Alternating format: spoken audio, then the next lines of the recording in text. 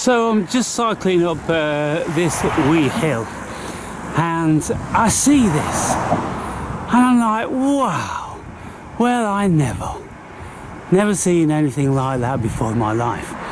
So we've got a variety of ash tree here, and then we've got that gorgeous red ivy which is creeping all over it, which is giving it this magical two-toned effect. And I'm like, well, I've got to stop and take a little bit of a film of that. So my first vision of it was coming up here, and I noticed it. The beautiful white fluffy clouds and the blue sky, and then we've got the start of the red ivy there, and then speckled in between the green ivy going up that tree and getting right up there. And I'm like, well, isn't that a beautiful thing? So I'm gonna have a look closer. Now, I don't remember ever seeing anything like that before.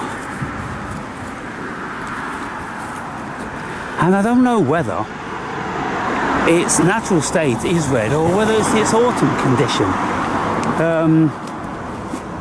Maybe it was green. Now, just here, blowing in the wind, I don't know if you can see this spider's web, and they never cease to amaze me. How do they know where to get these attachments from? And then there's another attachment going over to here, and then there's another one which is going directly up there. How on earth do they get this when, look, invariably the wind's going to be blowing like it is, right? How do they manage that shit? It's always been a phenomenon, and try as I may, I can never find any feasible explanation.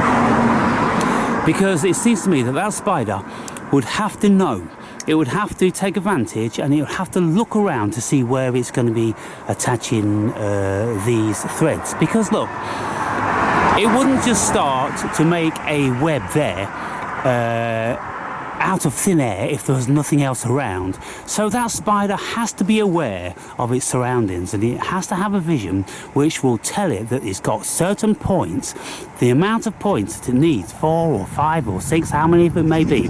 The spider has to know that it's got that amount, that it's going to be successful in creating a web. Otherwise, it would just be casting webs out into the willy-nilly air forever and ever. Nothing would ever manifest, would it? It can't just be by chance, people. That's what I'm saying. Can't just be by chance.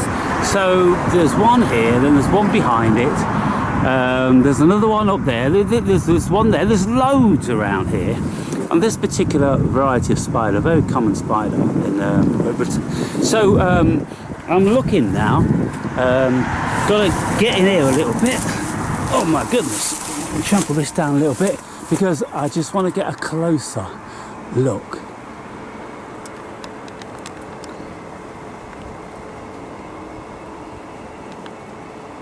See the light flickering off it.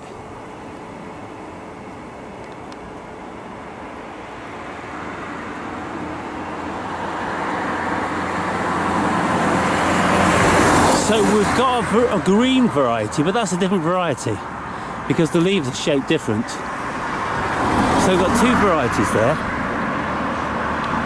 and very intriguing. So I'm just going to go over the street here so I can get in the shade of this tree here to stop the light glaring on the camera, and then look at it from this vantage.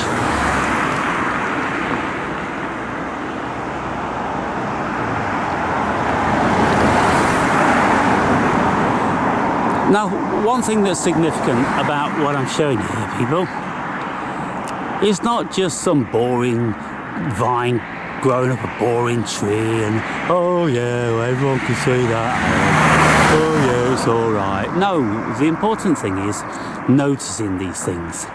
The second important thing is having the time to be able to stop what you're doing and give this preference over anything else that you're doing. And the third thing, and the most important thing, is having the appreciation. Now, Alan Watts, in one of the videos I was listening to in recent times, he said, look, what's all this business about trying to decipher what this cosmos is? It's an unfathomable mystery. Surely the most important thing is to be appreciating it. And that's what I do. These videos are showing my appreciation. I'm not trying to work out what particular plant it is and, you know, any number of other things like that. I'm just clearly amazed at the beauty of it.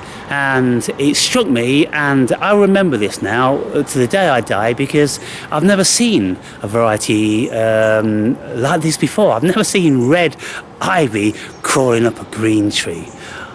I don't really remember ever seeing red ivy, to be quite frank, people. And so it's a big deal. So I'm going to be cycling to one of my haunts because I'm looking for fungi. So, well, doubtless I'll be coming upon some. So, see you for more.